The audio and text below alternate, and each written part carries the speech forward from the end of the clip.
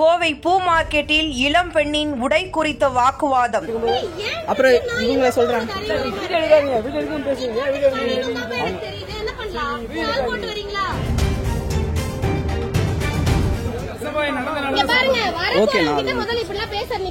அவங்க ட்ரெஸ் அவங்க உரிமை. ஓகே, உங்களை யாரும் ஒண்ணு பண்ண போறது இல்ல. நீங்க எல்லாம் ஒழுக்கமா இருந்தா போதும். இருவருக்கும் ஏற்பட்ட வாக்குவாதம் வீடியோவாக பதிவாகி சமூக வலைதளங்களில் வேகமாக பரவியது.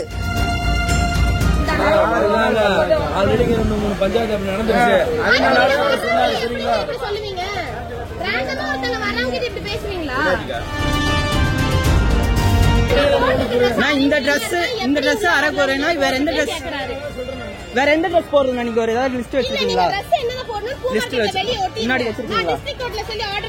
எங்கேயோ வாங்குங்க, இது பப்ளிக் மார்க்கெட். வர்றவங்க கொஞ்சம் டீசெண்டா வரணும்னு எதிர்பார்க்கறேன், அவ்வளவுதான்.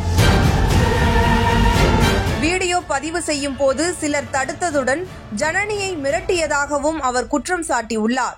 இந்த சம்பவம் தொடர்பாக ஜனனி கோவை மாநகர காவல் ஆணையரிடம் புகார் அளித்துள்ளார். அதே நேரத்தில் ஜனனி மற்றும் அவரது நண்பர் மீது சில பூ வியாபாரிகளும் காவல் நிலையத்தில் புகார் அளித்துள்ளனர்.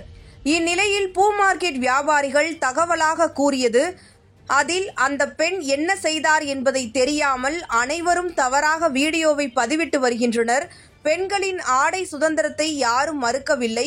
ஆனால் ஸ்லீவ்லெஸ் உடை அணிந்து வந்த ஜனனி என்பவர் அங்கு நின்று கொண்டு கைகளை தூக்கி ரீல்ஸ் வீடியோக்களை எடுத்துக் கொண்டிருந்தார். அது மற்றவர்களின் பார்வையில் தவறாக படக்கூடாது என்பதற்காகவே கடை உரிமையாளர் நல்ல முறையில் அறிவுறுத்தியதை தவறாக புரிந்து கொண்டதால் பிரச்சனை ஏற்பட்டது. அன்று யாரும் அந்த பெண்ணை மிரட்டவில்லை. இதுபோன்று உடையணிந்து வரவேண்டாம் என்பதைத்தான் அங்கு இருந்த வியாபாரிகளும் பொருளாளர் சண்முக சுந்தரமும் வலியுறுத்தினார்.